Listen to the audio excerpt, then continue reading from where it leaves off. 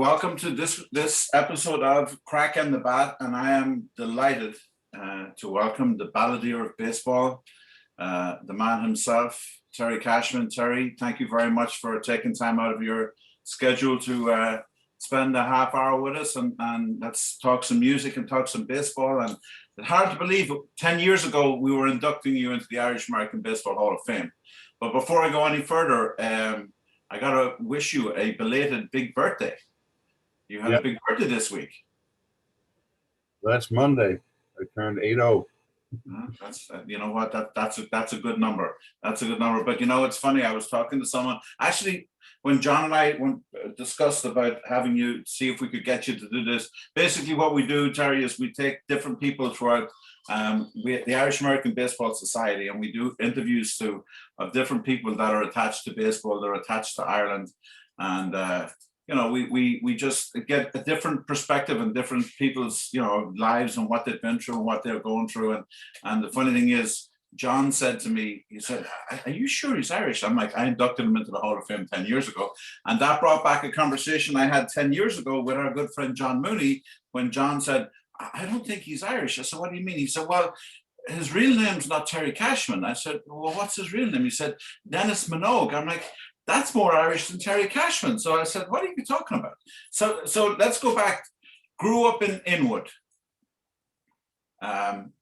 Irish family. How strong? I remember you talking about it at your induction ceremony. But you know, how far back are you before your people came here? Well, my mother and father were born here, and my mother's parents were born here. And the Minogues came from County Clare.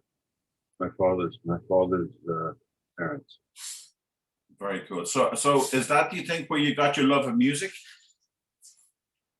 Well, everyone in my family was musical, especially my mother played piano. So you know, we always had a great record collection, and I loved to play all the records that we had. You know, I had 4 older brothers and sisters, and their tastes, you know, ran from Frank Sinatra to the big bands. And my father loved Dixieland, and my mother and father loved Broadway musicals. So that was, you know, what I grew up on. I love to play all those records, and I think that's really where I got my knowledge of music, and obviously I had some ability myself, so that, you know, that was a big part of it. So you grew up in Inwood, am I right? Well, on the borderline between Inwood and Washington Heights, Hillside Avenue. My parents were married in St. Nicholas of Talentine, and they lived on 207th Street. So I have a little bit, you know, I have a kind of, I've been up there with my father a couple of times and that, but so I've been, you know, reading about you, and so I mean, growing up. So you're growing up there, you know, in the, let's say, the 50s, when you know, I mean, you're a teenager, you know, like, it seems like, you know, there was bands, and then there was another band, and then there was, I mean, it must have been a cool time to be a teenager in that part of the world. Yeah, it was, you know, it was good because it was a mixed neighborhood that I grew up in. You know, a lot of Irish, a lot of Jewish, some Italian, and you know, so you know, you learned about other people, and musically, well, really weren't bands at that time. There were more groups. Sorry, that's what I meant. The Irish would say bands. I meant groups. You know, so I formed a group when I was 15 or 16 years old called the Chevrons, and we made a few records, and that was my introduction to the music business. Now, was it the Chevrons? Was it the Chevrons that got you onto Dick Clark? Yes. So which was a bigger thrill for you, being on Dick Clark or being inducted into the Baseball Hall of Fame? Well, I actually didn't. The group appeared on Dick Clark, but I wasn't there because I was playing baseball at the time. I was signed by the Tigers, not spring training at that time, and they Well, looked, they Dick Clark, you lip sync the yeah. record. Don't break a lot of people's hearts by saying you lip sync on Dick Clark. So that was my question. So you're let's say you're 17 years old, but you're pretty, you're decent enough to get drafted by the Tigers. So, I mean, I have this image, maybe I'm wrong back then, that you were either into music or into sports. I mean, so where did it lie? Where was your passion? Was it music, or did you really think that you could be a ball player? Well, it was both. I was good enough in baseball to be signed by the Tigers, and I was good enough as a singer to make records. So, I was very fortunate that those opportunities came along, and I really love both. I love baseball, and I love music. So you were signed when you were 18. Yes. So what was it like, an 18-year-old kid from New York heading for Morristown, Tennessee? Well, I went first played in Did you go? Alabama. Oh, you went to Alabama first. Sorry, I was looking you up on Baseball Reference, and it had the other way around. So what was Montgomery like? Strange to me. It was 60 years ago, so it was really still very, very racist. I wasn't used to that coming to New York. I went to high school in Harlem at Rice High School, and I was always, singing and interacting with black kids. So when I got, it was called the Alabama Florida, and there were towns like Dothan and Selma in the league. And it was a strange experience and a frightening experience to be around that kind of culture that was so racist. It certainly was. I was just, I mean, it's got to, exactly, because people, talking to people like who grew up in New York, because I mean, you didn't really have, I mean, because as you said, you went to high school with, all different colors, and you just kind of, it didn't really matter. But so I was curious about that. I was very curious about the groups and how that was, and like, because it's one spawns another spawn. I mean, look, it's probably the greatest group ever. The Beatles are the same thing. They're like, well, we don't like this drummer, we got to go to that drummer. So let's talk about. So obviously, you had your big anniversary this week, turning the 80, and Talkin Baseball turns 40. I mean, how wild is that? I mean, obviously you didn't think it was going to be like this, but I mean, I'm curious about, so I've read where basically someone sent you a picture of Willie Mickey and the Duke, and that was what spawned the song. Was this before the strike or during the strike of 81? Well, originally it was before the strike, the first iteration. We released the record, and we had Tommy West and I owned the record company at that time. So we had promotion people, and one of our promotion people, the record to a guy named Pete Franklin, who was a big sports talk guy in Cleveland. Right. And he played it 10 times in a row, and that broke, the record and made the song popular. And it went for a few months. Being played and becoming what we call, a hit. And it was ready to die out, like all songs and records do. They have their place, and then other things replace them. What happened was the strike occurred in June, and there was a fellow named Carmine Citarella who worked for CBS Sports, and he put together a music video based on Talkin baseball. And all of a sudden, because there was no baseball, people started playing the video, and the song became a hit all over it.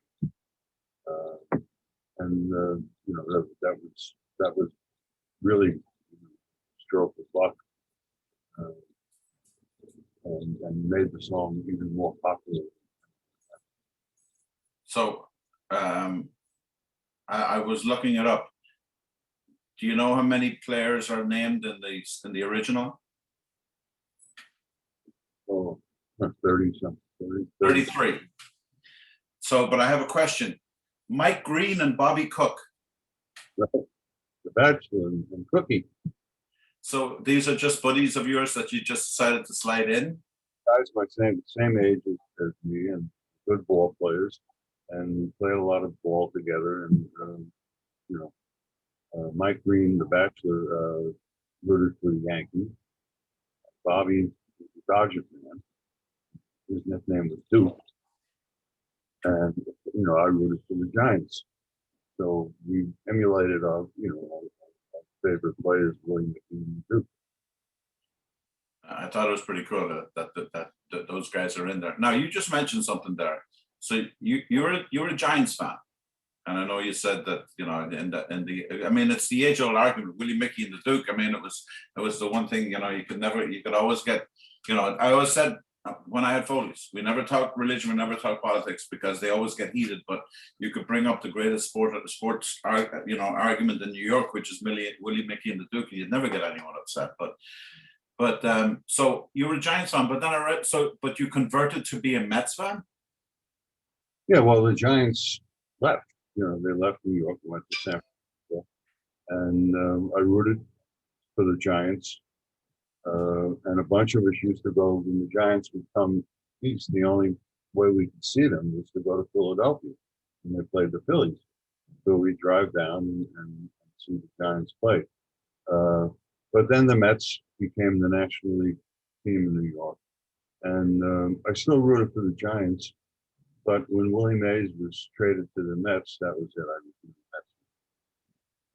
the You that was it. So have you recorded a version for every single team, or are there still a few teams you haven't done?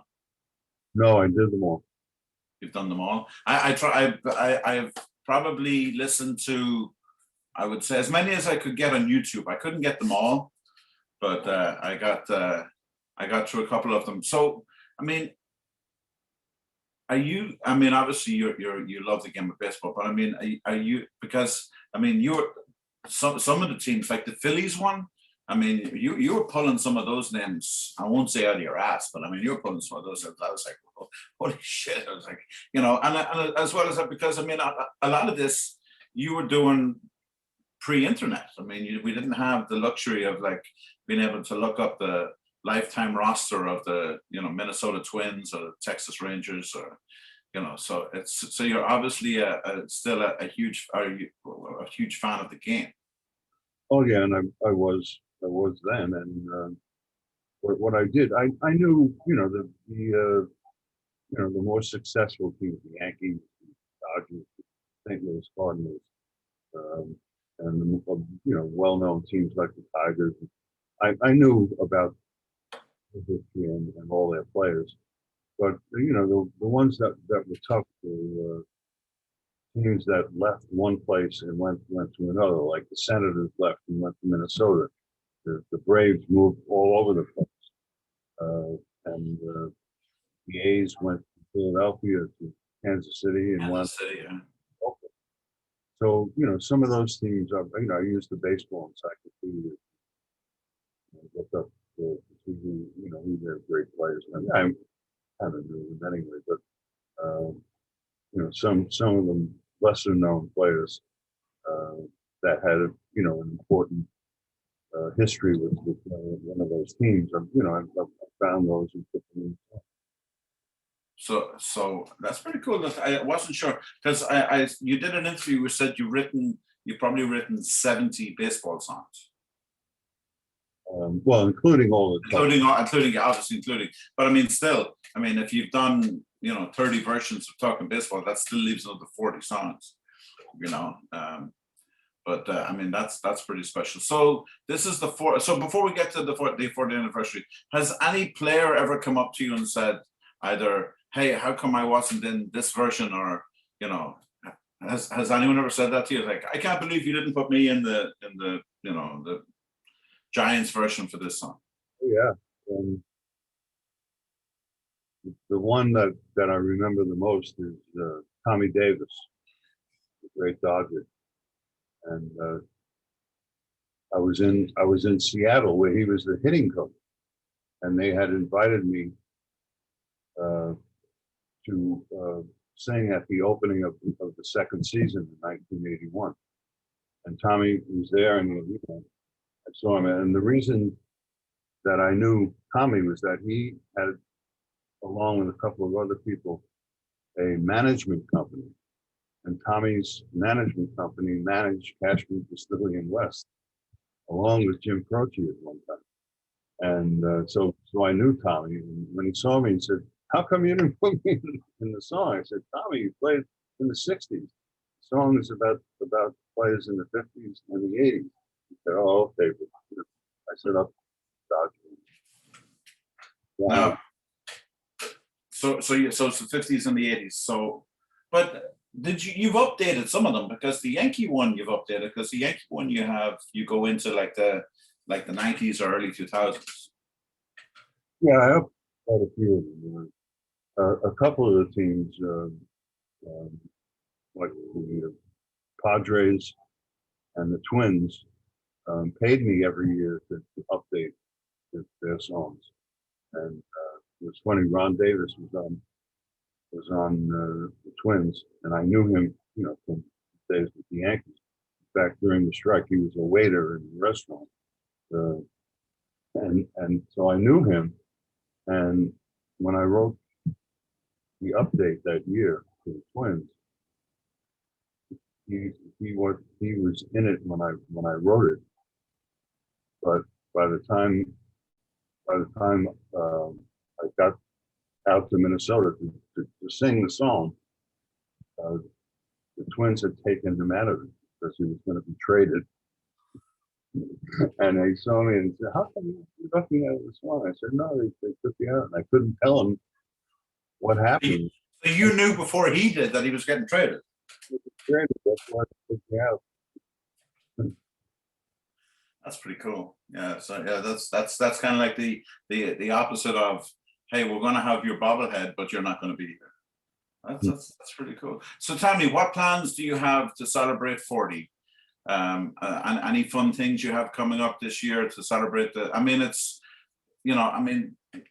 to me, it's all I got to do is hear those those opening chords, and it's just like, and it doesn't matter what version it is. I mean, obviously, it's weird because I was so used to listening to the Yankee one, "Holy cow, Scooter's got the ball, and now he's in the hall," that I didn't realize until I started doing the research for this interview that I didn't listen to the original one. Because I listened to the original and I'm like, "This is new." And I'm like, I was so used to listening to, I had the other one. I mean, I downloaded it on iTunes or something like that. And it was like, it was my go-to. I had like a playlist of songs that I would play when it was freezing cold and there was no sign of baseball, that kind of would just warm the cockles of my heart, and all I needed to hear was the opening chords to take me out to the ball, take me out to the ball game from Talking Baseball. And I was like, it's going to be here soon. It's going to be here soon. But so any plans? Are you going to do any traveling? Or, I mean, obviously COVID has messed us all up, but what do you plan to do? I mean, it's 40 years. Baseball Digest, Rick Sharon, the editor, honored me and had Bill Madden do an article called "The Song of Baseball" for the 40th anniversary, and also their baseball trivia quiz which they do every month. 10 questions, it's all about the song. Who this person was, so I'm really honored by that. And when that happened, I decided with John Mahoney to just let the rest of the world know that, hey, this is the 40th anniversary, and the song's been around that long, and it's still popular. That's really about it. Yeah, I mean, baseball digest, that's pretty awesome. Although I do blame Rick Cerrone, because he did an article on me, and Foley's closed the same month that the article came out. So it's just like, it's like, I don't want it to be the curse, like about the Sports Illustrated curse. I'm like, no one else is allowed to write any more articles on me, because nothing good happens when they write articles on me. But Terry, it's great to catch up with you. Great to see you looking so well. I got to tell you, because for you guys that were in the music business and living hard, and we didn't get into the all the sex, drugs, and rock and roll that you're looking pretty good for 80. Well, 80's the new 70. Well, no, actually, Terry, you need to come to Florida, because 80 is the new 50 in Florida. Okay, because I work part-time at a grocery store down here, and I'm 51, and I go into work, and I'm the youngest one there. I was like, this is brilliant. I'm like, it's, I look around, I'm like, I have all my own teeth, I'm not on a walker, and I'm like, hey, this is pretty cool. So listen, it's been an absolute pleasure. I appreciate you doing this. For those that are joining us, this is Terry Cashman, aka Dennis Minogue, the balladeer of baseball, celebrating his 80th birthday, and 40 years of those 80 years, he's been tied to what I consider to be the greatest baseball song ever written, Talking Baseball. Terry, be well, have lots of fun with this, and I hope we can catch up soon. It was great. Thank you. All right, take care. Bye-bye.